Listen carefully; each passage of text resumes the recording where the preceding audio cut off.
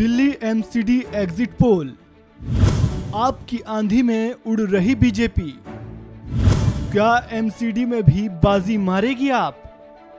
Delhi MCD चुनाव के exit poll अब सामने आने लगे हैं।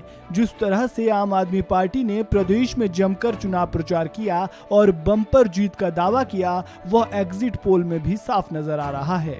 आज तक के एग्जिट पोल के अनुसार एमसीडी में आम आदमी पार्टी को 149 और 171 सीटें मिलती दिख रही हैं, जबकि बीजेपी के खाते में 69 से 91 सीटें आ सकती है। वहीं कांग्रेस की बात करें तो पार्टी को 3 से 7 सीटों पर जीत मिल सकती है। अन्य के खाते में 5 से 9 सीटों पर जीत मिलती नजर आ रही है। वहीं टाइम्स नाउ की ओर से जारी किए गए एग्जिट पोल के मुताबिक बीजेपी को जहां 84 से 94 सीटें मिलती दिख रही हैं, वहीं आम आदमी पार्टी को यहां 146 से 156 सीटें मिलती नजर आ रही है। वहीं कांग्रेस को 6 से 10 और अन्य को 0 से 4 सीटें मिलती नजर आ रही है। एग्जिट पोल के नतीजों पर भारतीय जनता पार्टी के नेता मनोज तिवारी ने कहा कि जैसा एग्जिट पोल दिख रहा है, अगर यही सही हो गया तो आम आदमी पार्टी की डबल इंजन की सरकार होगी। ये लोग शराब की दुकानें खोलना चाहते थे तो एमसीडी ने इजाजत नहीं दी थी। मेरा मानना है कि हम एग्जिट पोल को नहीं मानते हैं, हम असल नतीजों का इंतजार करेंगे। वहीं कांग्रेस प्रवक्ता आलोक शर्मा ने कहा कि जिस तरह से 2007 में कांग्रेस के विधायकों ने पार्षदों को हरवाया था, उसके बाद से ही पार्टी को दिक्कत शुरू हो गई थी। शीला जी के जाने के बाद से हमारे लिए दिल्ली में मुश्किलें बढ़ गई। आलोक शर्मा ने कहा कि इस बात को मानता हूं कि दिल्ली में हमारी पार्टी की कई गलतियां हैं, जिसकी वजह से हमारी हालत खराब हुई है। इससे पहले एमसीडी चुनाव वाले दिन वोट करने पहुंचे पूर्व क्रिकेटर और बीजेपी सांसद गौतम गंभीर ने दिल्ली सरकार पर जमकर निशाना साधा। क्या कुछ कहा, सुनिए।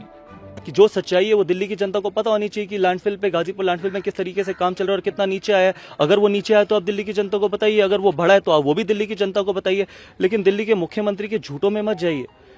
हमारे पास हजारों करोड़ रुपए नहीं है दिल्ली की जनता के टैक्स पेयर का, जो हम अपनी राजनीति चमकाने के लिए लगाते हैं। हमारे पास सच्चाई है, और जो सच्चाई है वो आपकी आंखों के सामने है।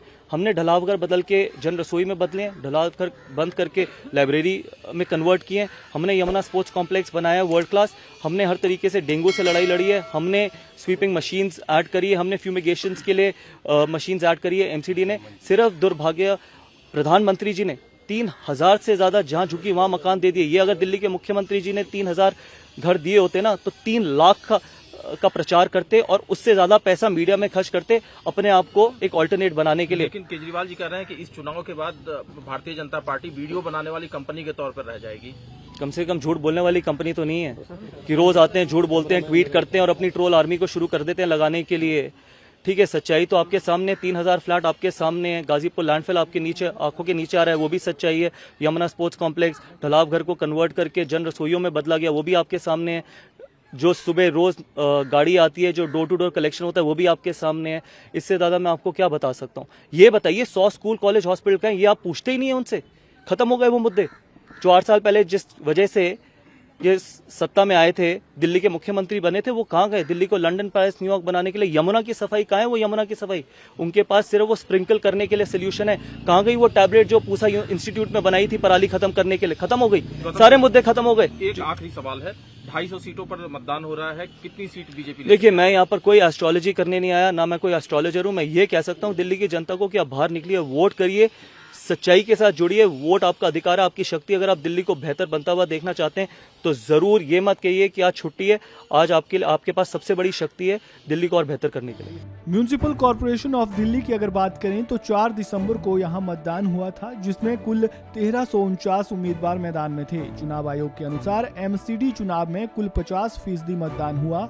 हालांकि पिछले 2 चुनाव की तुलना में यहां मतदान कम हुआ था। एमसीडी में कुल 250 पार्षदों के चुनाव के लिए मतदान हुआ था। अब मतगणना 7 दिसंबर को होगी। इस खबर में फिलहाल इतना ही। ताज़ा अपडेट के लिए आप बने रहें वन इंडिया हिंदी के साथ।